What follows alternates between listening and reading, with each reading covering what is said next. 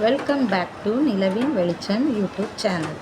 இன்றைக்கி நம்ம ஈஸியாக சிம்பிளாக உருளைக்கிழங்கு பொரியலும் அப்புறம் சாம்பாரும் எப்படி செய்கிறதுன்னு பார்க்கலாம் வாங்க. உருளைக்கிழங்கு பொரியல் பண்ணுறதுக்கு முதல்ல உருளைக்கிழங்கை இப்படி கட் பண்ணி அதை தண்ணியில் கொஞ்சம் லைட்டாக ஒரு 3 நிமிஷம் நல்ல முக்கால் பதகம் வேக வச்சுக்கோங்க. அதுக்கப்புறம் இப்படி நேராக நறுக்கின வெங்காயம் ஒரு 2, ஒரு 4-5 மிளகா வத்தல், அப்புறம் கொஞ்சம் வெள்ளைப்பூடு. இதை நம்ம நச்சு எடுத்துக்கலாம். இப்போ அடுப்பை பற்ற வச்சுக்கலாம். 1 ஸ்பூன் எண்ணெய், கடுகு, உளுந்து, ஜீரகம், கடுகு வெடிச்சிருச்சு, கருவேப்பிலை, அப்புறம் இடித்து வச்ச பூண்டு,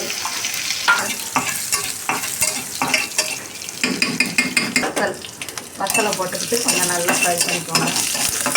அப்புறம் கொஞ்சம் வெங்காயம், ஒரு 2 வெங்காயம்,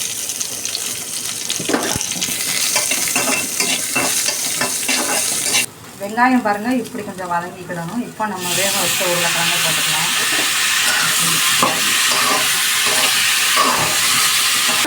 இப்போ இதுக்கு தேவையான உப்பு போட்டுக்கலாம். நம்ம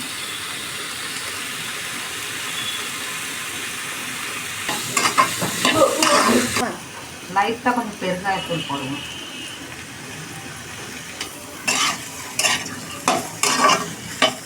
இப்போ நம்ம சாம்பார் வைக்கலாம். சட்டியில் கொஞ்சம் எண்ணெய், ஒரு 2 ஸ்பூன் எண்ணெய் போதும். கடுகு, சாம்பாருக்கு கொஞ்சம் உளுந்து, ஜீரகம், வெந்தயம் நல்லா வெடிக்கணும். கடுகு வெடிச்சிருச்சு. இப்போ நம்ம கருவேப்பிலை போட்டுக்கலாம். 2 வெங்காயம் நல்லா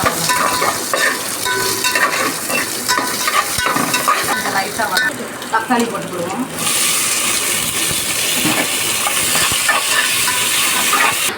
இப்போ சாம்பாருக்கு வந்து என்னென்ன போட்டிருக்கேன்னா, ஒரே ஒரு முருங்கைக்காய், ஒரு அரை மாங்காய் போட்டிருக்கேன், அப்புறம் ஒரு கத்திரிக்காய். இவ்வளோதான். இதை வச்சு தான் இன்றைக்கி சாம்பார். இதில் கொஞ்சம் தண்ணி ஊற்றி கழுவி கொடுவோம் நல்லா, தக்காளி வேகணும்னு. இப்போ சாம்பாருக்கு வந்து நம்ம மாங்காய் போட்டிருக்கோம், அதனால் புளி ரொம்ப வேண்டாம். ஒரு சின்ன நெல்லிக்காய் அளவுக்கு புளி போதும். தண்ணி ஊற்றி நனைய வச்சுக்கிடுவோம்.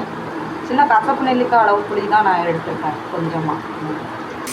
தக்காளியை நல்லா வதங்கணும், நல்லா வதங்கிடும். கொஞ்சம் லைட்டாக உப்பு போட்டோம்னா சீக்கிரம் வதங்கிடும். வேண்டாம், லைட்டாக. குக்கரில் பருப்பு, கொஞ்சம் வெள்ளைப்பூடு, கொஞ்சம் மஞ்சள்தூள், பெருங்காயத்தூள் போட்டு வேக வச்சுருக்கேன் சாம்பார். இப்போ பாருங்கள், தக்காளி ஓரளவுக்கு வதங்கிட்டு நம்ம இந்த கத்திரிக்காய், முருங்கைக்காய், மாங்காய் அதெல்லாம் போட்டுருவோம்.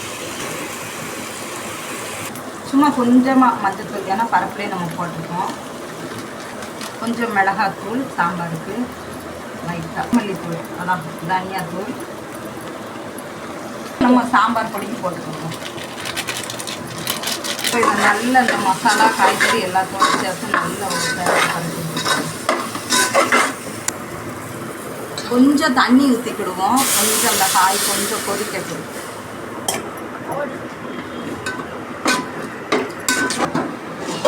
இப்போ பார்த்தீங்கன்னா காய்கறி ஒரு அளவுக்கு வந்துட்டு நம்ம பருப்பை ஊற்றிடுவோம். வேக வச்ச பருப்பு தூக்கி ஊற்றிடுவோம்.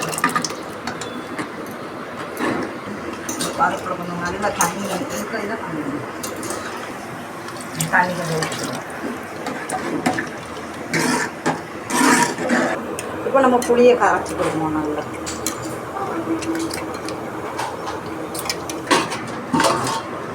பாருங்க, சாம்பார் நல்லா கொதிச்சிருக்கு. இப்போ புளியை ஊற்றிடுவோம். நம்ம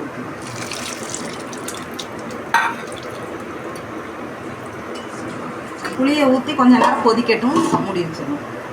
பாருங்க, குழம்பு நல்லா கொதிச்சிருக்கு. கொஞ்சம் உப்பு போட்டுருவோம் குழம்பு. இப்போ பாருங்கள், குழம்பு நல்லா கொதிச்சிருச்சு. கொஞ்சம் பெருங்காயத்தூள் லைட்டாக அப்படியே மேலே போட்டுக்குவோம்.